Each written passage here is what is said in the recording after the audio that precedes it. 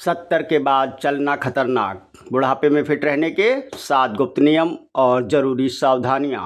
नमस्कार दोस्तों, जय श्री कृष्णा। स्वागत है आपका आपके अपने चैनल गणेश दिव्य अमृतवाणी में। क्या आप भी यही मानते हैं कि 70 की उम्र पार करने के बाद आप जितना ज़्यादा पैदल चलेंगे आपका शरीर उतना ही फौलादी और तंदुरुस्त रहेगा? अगर आपका जवाब हाँ है तो ठहरिए जरा और अपनी इस सोच को आज ही बदल दीजिए। आधुनिक विज्ञान और आयुर्वेद दोनों का यह साफ मानना है कि ज़रूरत से ज़्यादा चलना आपके घुटनों और दिल को सुधारने के बजाय उन्हें गंभीर नुकसान पहुंचा सकता है।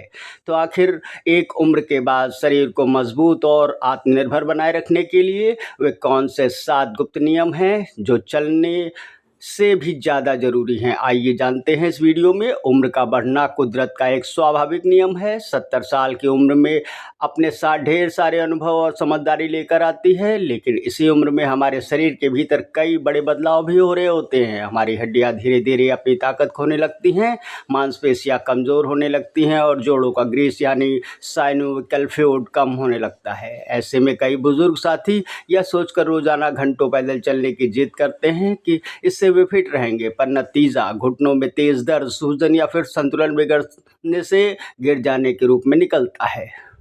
हम यह बिल्कुल नहीं कह रहे कि आपको चलना पूरी तरह बंद कर देना चाहिए। चलना ज़रूरी है, लेकिन एक सीमा तक। 70 की उम्र के बाद आपको ज़्यादा चलने की नहीं बल्कि सही तरीके से जीने की ज़रूरत है। आइए जानते हैं वे कौन से 7 नियम हैं जो चलने से भी ज़्यादा ज़रूरी हैं। पहला नियम, चलने की दूरी नहीं, अपने शरीर की क्षमता को देखें। 70 की उम्र के बाद शरीर में सबसे पहली बात यह समझना ज़रूरी है कि हर व्यक्ति के शरीर की सहने की क्षमता अलग होती है। अगर आप सुबह या शाम 20 से 30 मिनट हल्की गति से टहलें और आपको कोई परेशानी नहीं होती तो यह आपके लिए बिल्कुल सही है। लेकिन अगर टहलने के बाद आपको बहुत ज़्यादा थकान महसूस होती है, सांस फूलती है, घुटनों में तेज़ दर्द होता है और अगले दिन सुबह उठने में भारी शरीर लगता है, तो इस बात का साफ इशारा है कि आप अपने शरीर पर ज़रूरत से ज़्यादा जोर डाल रहे हैं। यदि आप एक बार में 30 मिनट तक नहीं चल सकते तो इसे 10-10 मिनट के हिस्सों में बांट लीजिए। सुबह 10 मिनट, दोपहर या शाम को 10 मिनट।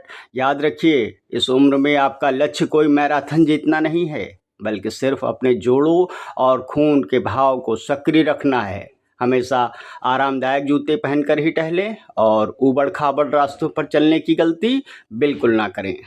दूसरा नियम, प्रोटीन और पौष्टिक आहार पर सबसे ज़्यादा जोर दें। 70 की उम्र के बाद ज़्यादातर बुजुर्गों की शिकायत होती है कि उनका शरीर गल रहा है या कमज़ोरी महसूस हो रही है। इसके पीछे का मुख्य कारण मांसपेशियों का तेज़ी से नुकसान होना है, जिसे सार्कोपेनिया कहते हैं। अगर आप केवल दाल चावल या हल्की रोटी ही खाते हैं तो शरीर को ताकत कहाँ से मिलेगी? इस उम्र में आपको अपने भोजन में प्रोटीन की मात्रा बढ़ानी होगी। अगर आप शाकाहारी हैं तो रोज़ के खाने में मूंग की दाल, पनीर, ताज़ा गाढ़ा दही, उबले हुए काले चने या सोयाबीन को ज़रूर शामिल करें। अगर आप मांसाहारी हैं तो उबला हुआ अंडा आपके लिए बेहतरीन विकल्प है। इसके साथ ही मौसमी फल, हरी पत्तेदार सब्जियां और दिन भर में पर्याप्त पानी पीने की आदत डालें। अत्यधिक तला भुना, ज़्यादा मीठा और तेज़ नमक वाला भोजन छोड़ दें, क्योंकि इस उम्र में सही भोजन ही आपकी सबसे बड़ी दवा है। तीसरा नियम, गहरी और पूरी नींद लें। उम्र बढ़ने के साथ अक्सर गहरी नींद नहीं आती। रात में बार बार आँख खुलना या सुबह होते ही जल्दी नींद उड़ जाना एक आम समस्या है। लेकिन जब आप सोते हैं, आपका शरीर भी दिन भर की टूट फूट की मरम्मत करता है।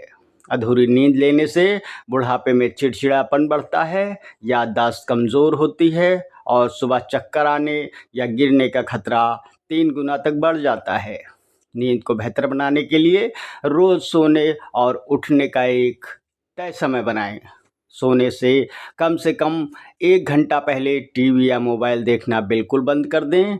रात का खाना बहुत हल्का रखें और सोने से आधा घंटा पहले 1 कप गुनगुना हल्दी वाला दूध ज़रूर पिएं। इससे आपको बहुत ही सुकून भरी और गहरी नींद आएगी, जिससे सुबह आपका शरीर तरोताज़ा महसूस करेगा। चौथा नियम, बैलेंस और स्ट्रेचिंग वाले हल्के व्यायाम करें।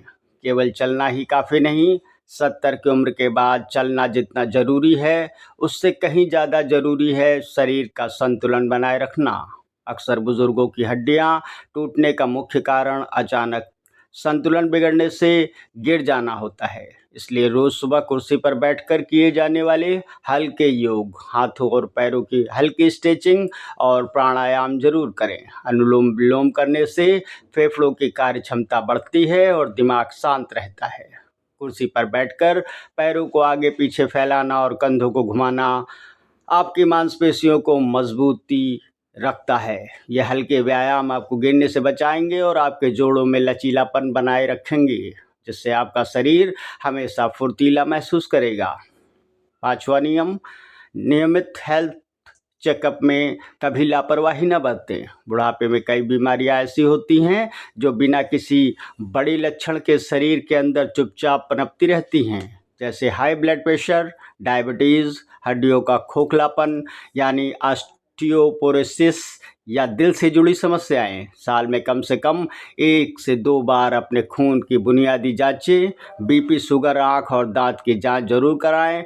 अगर आपके डॉक्टर ने आपको कोई दवा दी है तो उसे अपनी मर्जी से कभी बंद ना करें। कई बुजुर्ग थोड़ा ठीक महसूस होते ही दवाइयाँ छोड़ देते हैं, जो बहुत ही घातक साबित हो सकता है। समय पर सही दवा लेना और डॉक्टरों के संपर्क में रहना आपकी उम्र को स्वस्थ तरीके से आगे बढ़ाता है।